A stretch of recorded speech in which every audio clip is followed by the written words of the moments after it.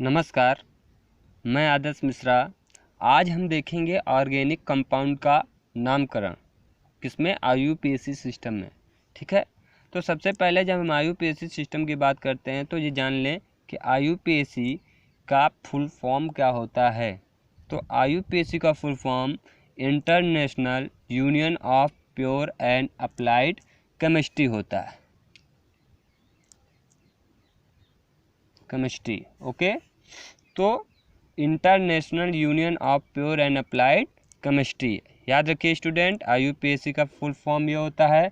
फिर उसके बाद हम बात करेंगे स्टूडेंट कि जब हम IUPAC में नामकरण जानना चाहेंगे, ऑर्गेनिक कंपाउंड का जब नामकरण करते हैं तो हमें सबसे पहले कुछ एलिमेंट्स के बारे में बेसिक जानकारी होना बहुत ज़रूरी है।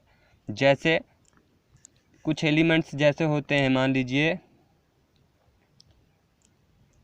कुछ एलिमेंट्स होते हैं जैसे carbon, hydrogen, nitrogen, oxygen, halogen.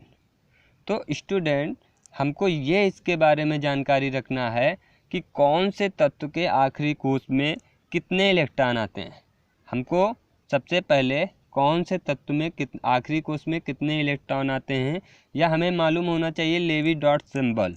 जैसे कार्बन होता है, कार्बन के आखिरी कोश में उपस्थित इलेक्ट्रॉनों की संख्या कितनी होती है, मान लीजिए 4 होती है। ठीक है, तो 4 होती है तो उसको लेवी डॉट सिंबल के रूप में कैसे दर्शाएंगे। हमको ये भी मालूम होना चाहिए कि उसमें कितने इलेक्ट्रॉन आखिरी कोश में हैं, तभी हम उसको लेवी डॉट सिंबल के रूप में दर्शा पाएंगे। तो कार्बन के आखिरी कोश में उपस्थित इलेक्ट्रॉनों की संख्या 4 होगी, इसलिए इसके लेवी डॉट सिंबल में ऐसे हम रखेंगे। ठीक है, हाइड्रोजन 1, नाइट्रोजन 1 2 3 4 एंड 5 और ऑक्सीजन 1 2 3 4 5। ठीक है, और हाइलोजन में 1 2 3 4 5 6 एंड 7। ठीक है, तो अब हम जानेंगे कि हाइलोजन जो होता है वो हाइलोजन के अंतर्गत कौन कौन से तत्व आते हैं। तो हाइलोजन के अंतर्गत आता है fluorine, chlorine, bromine, iodine. Okay student, तो जब हम इतना जान जाते हैं तो हमको ये भी जानकारी होनी चाहिए कि जब हम लेवी डॉट सिंबल के रूप में किसी तत्व को दर्शाते हैं, डॉट को दर्शाते हैं, इलेक्ट्रॉनों को दर्शाते हैं, तो उसमें कितने इलेक्ट्रॉन पेयर होते हैं और कितने इलेक्ट्रॉन अनपेयर होते हैं ये भी जानना चाहिए।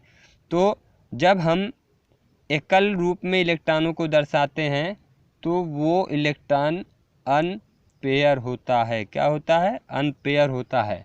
ठीक है, और जब हम इलेक्ट्रॉन को डुबल के रूप में, जोड़े के रूप में दर्शाते हैं तो वो इलेक्ट्रॉन लोन पेयर होता है, अर्थात पेयर होता है। ठीक है, तो ये होता है अनपेयर इलेक्ट्रॉन और ये होते हैं क्या, पेयर इलेक्ट्रॉन। ठीक है स्टूडेंट, अब हम बात करेंगे structure formula of organic compound. Structure formula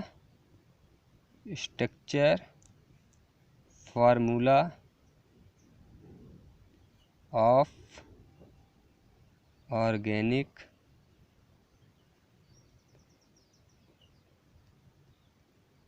compound. Okay student, तो जैसे हम मान लीजिए किसी एक ऑर्गेनिक कंपाउंड को लेते हैं। ठीक है, मान लीजिए जैसे हमने लिया CH4, तो इसको स्ट्रक्चर फार्मूला के रूप में कैसे हम दर्शाएंगे, कैसे लिखेंगे। तो CH4, तो जब CH4 हम बोलते हैं तो C और H कितने हैं, 4, H कितने हैं, 4। ठीक है, तो कार्बन कितने बॉन्ड बनाता है, 4 बॉन्ड बनाता है। मतलब कार्बन जो होता है वो 4 बॉन्ड को बनाकर हाइड्रोजन की पूर्ति करेगा। ठीक है स्टूडेंट, अब मान लीजिए जैसे है C2H4, तो इसका स्ट्रक्चर फार्मूला क्या बनेगा, C कितने हैं, 2, तो 2 C लिख लिए। ठीक है, अब दोनों में कितने कितने इलेक्ट्रॉन भरे जाएंगे स्टूडेंट, 4 4, ठीक है। तो इसको कैसे भाई C2H कितने हैं 4 हैं, H कितने हैं हमको H भरने हैं 4, तो 1 हाइड्रोजन 2 हाइड्रोजन 3 एंड 4 हाइड्रोजन, ये इससे इसका हो जाएगा। और अब हमको हाइड्रोजन 4 ही भरने थे, तो इसको क्या करेंगे, ये इलेक्ट्रॉन आपस में क्या कर लेगा, जोड़ा बना लेगा, ठीक है। तो ऐसी संरचना बनेगी C2H4 की। वैसे ही फिर देखेंगे C2H2 की कैसी संरचना बनेगी। स्टूडेंट C कितने हैं 2 हैं, तो हम 2 कार्बन को लिख देंगे। फिर उसके बाद हाइड्रोजन कितने भरने हैं 2, तो स्टूडेंट ऐसे हम 2 हाइड्रोजन को भर देंगे। फिर उसके बाद अब कितने कितने इसके खाली हैं बॉन्ड, ये बॉन्ड ये बॉन्ड आपस में क्या हो जाएंगे, जुड़ जाएंगे, ठीक है। ये इलेक्ट्रॉन आपस में क्या हो जाएंगे, जुड़ जाएंगे, ठीक। तो ये इससे ऐसी इसकी संरचना बनेगी C2H2 की।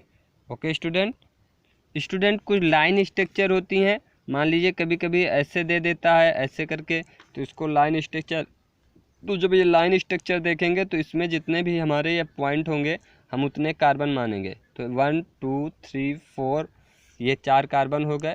अब एक कार्बन में कितने कोष होते हैं, मान लीजिए इसका एक तो भरा बॉन्ड, अब कितने बनाएगा 1 2 3, क्योंकि 4 होते हैं ना इसके, तो 4 मान लीजिए हाइड्रोजन ऐसे भर दिया जाएगा।